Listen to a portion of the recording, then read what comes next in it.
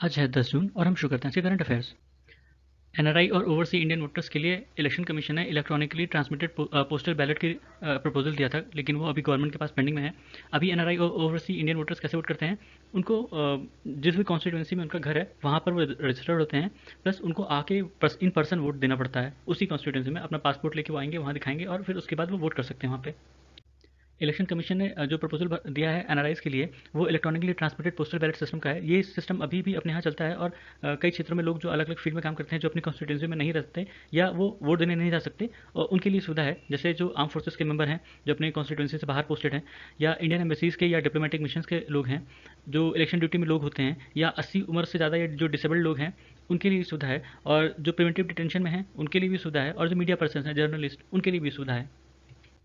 Minimum support price यानी MSP हमारे यहाँ 22 क्रॉप्स के लिए दिया जाता है। 22 मैंडेटेड क्रॉप्स हैं, प्लस वन शुगर केन, उसके लिए फेयर एंड रिम्यूनरेटिव प्राइस दिया जाता है। ठीक है, उस 22 में से जो 14 क्रॉप्स हैं वो खारिफ सीज़न की हैं, और 6 हैं वो राबी सीज़न की हैं। ठीक है, और इसकी जो रिकमेंडेशन दी जाती है वो commission for agriculture cost and prices द्वारा दिया जाता है, और उसको एक्सेप्ट या रिजेक्ट करने का जो अधिकार है वो cabinet committee on economic affairs, जिनको प्राइम मिनिस्टर चेयर करते हैं, ठीक है, वो फाइनल डिसीजन लेती है कि किस क्रॉप पर कितना एमएसपी लगेगा या दे रहे हैं।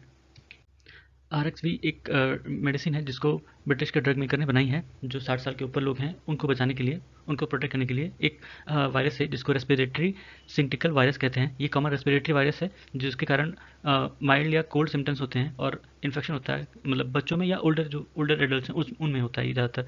और ब्रोंकाइटिस इसके कारण से ब्रोंकाइटिस होता है। Indian council of medical research India diabetes ने एक स्टडी कंडक्ट किया, बताया कि इंडिया में करीब 101 मिलियन डायबिटिक लोग हैं।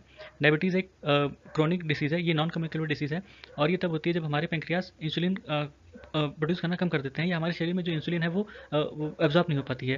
ठीक है, इंसुलिन एक तरह का हार्मोन होता है जो ब्लड ग्लूकोज को रेगुलेट करता है। ठीक है, तो इसलिए डायबिटीज़ जो है वो 4 तरह की होती हैं। टाइप 1 डायबिटीज़ ये तब होता है जब ऑटो इम्यून रिएक्शन होता है, इसके कारण से हमारे शरीर में इंसुलिन प्रोड्यूस होना ही बंद हो जाता है। ये नॉर्मली जो बच्चे होते हैं, टीन्स होते हैं या एडल्ट होते हैं, उनमें देखा जाता है।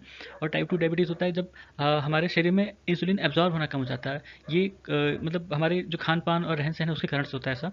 फिर है गेस्टेशनल डायबिटीज़, ये प्रेग्नेंट वुमन में देखने को मिलता है। और प्री डायबिटीज़, इसमें जो ब्लड शुगर होता है वो ज़्यादा होता है, पर ये जो टाइप 2 डायबिटीज़ है उससे थोड़ा सा कम होता है। इंडिया और साउथ कोरिया के रिसर्चर्स ने एक सुपर कैपेसिटर डेवलप किया है जो लाइट से चार्ज हो सकता है। सुपर कैपेसिटर की बात करें तो ये इलेक्ट्रोकेमिकल एनर्जी स्टोरेज सिस्टम होता है, जिसमें एनर्जी को स्टोर किया जा सकता है अच्छी खासी पावर डेंसिटी में और स्पेसिफिक कैपेसिटेंस में। ये अल्ट्रा कैपेसिटर से डिफरेंट होते हैं क्योंकि इनकी बनावट, जो मटेरियल इस्तेमाल होता है वो डिफरेंट होता है।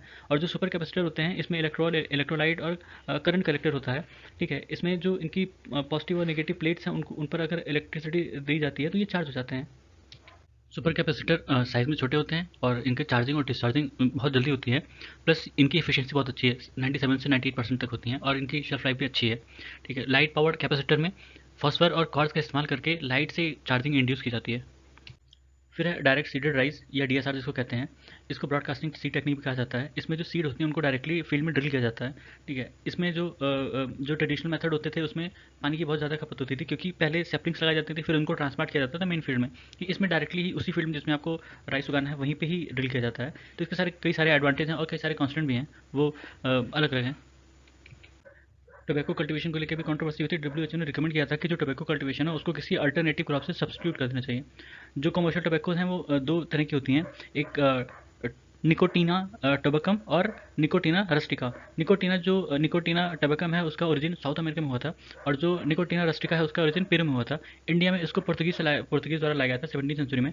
और अपने यहाँ जो इसका प्रोडक्शन है मेनली गुजरात में होता है, और थोड़ा बहुत गुजरात, कर्नाटका भी, यूपी, बिहार में भी होता है, आंध्र प्रदेश में भी होता है। ठीक है, इसके लिए जो मीन टेम्परेचर चाहिए वो 20 से 27 डिग्री सेल्सियस चाहिए होता है।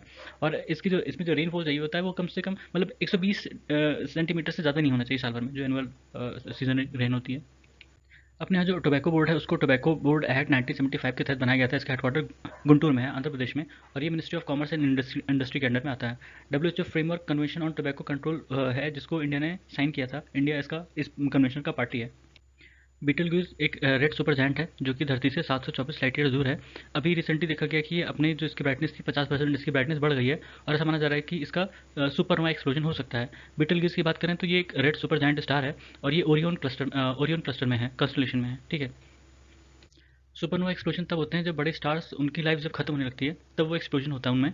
ये दो तरह के होता है supernova explosion, type one supernova और type two supernova. Type one में क्या होता है कि जब स्टार जो है वो एक्सप्लोड करता है, तो उसके जो आसपास चीज़ें होती हैं उनको वो इकट्ठा करके उनसे इग्नाइट होता रहता है जब तक उनका रिएक्शन चलता है।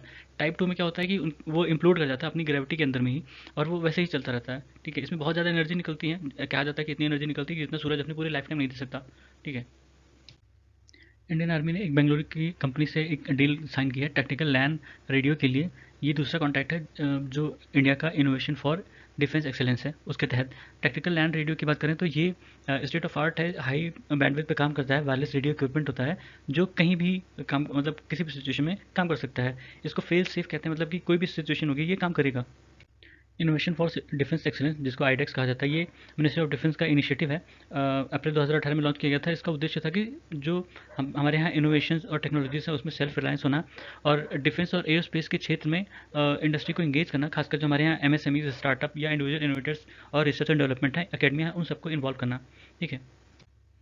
अभी एक स्टडी की गई डब्ल्यूएचओ और मिनिस्ट्री ऑफ जल शक्ति द्वारा, उस रिपोर्ट में कहा गया कि जो जल जीवन मिशन है उसके कारण से करीब 4 लाख डेथ जो डायरी से हो सकती थी उनको रोका गया। ठीक है। जल जीवन मिशन 2019 में लॉन्च किया गया था। इसका उद्देश्य था कि हर घर, खासकर जो रूरल एरियाज में रूरल हाउस होल्ड्स हैं, उनको नल से जल पहुंचाना। ठीक है। और 2024 तक हर घर में एक फंक्शनल नल होगा। Ministry of port shipping and waterways द्वारा एक इनिशिएटिव चलाया गया सागर समृद्धि। ये जो ड्रेचिंग होगा उसको ऑनलाइन मॉनिटर करेगी। ठीक है। ड्रेचिंग का मतलब होता है कि जो सेडिमेंट्स होते हैं, सेडिमेंट या डिब्रीज होते हैं बॉटम पर, उनको हटाया जाता है। ठीक है। उत्तर प्रदेश सरकार ने जो G20 नेशन से डेलीगेट आए थे उनको गुलाबी मीनाकारी हैंडीक्राफ्ट गिफ्ट करने का फैसला किया था। गुलाबी मीनाकारी हैंडीक्राफ्ट अपने यहाँ बनारस में फेमस है। ये मेटल सरफेस पर कलरिंग की जाती है, अलग अलग कलर का फ्यूजन किया जाता है इसमें, जैसे कि ज्वेलरीज वगैरह होती हैं या होम डेकोर आइटम्स होते हैं, उस पर कलर किया जाता है। माना जाता है कि ये पर्शिया से आया है, और ये जब मुगल शासक थे तब उनके टाइम में ये आया था। मीना का मतलब भी पर्शियन वर्ड से मीनू से है। मीनू का मतलब था हेवन। तो ये था आज हमारे करंट अफेयर। सुनने के लिए धन्यवाद।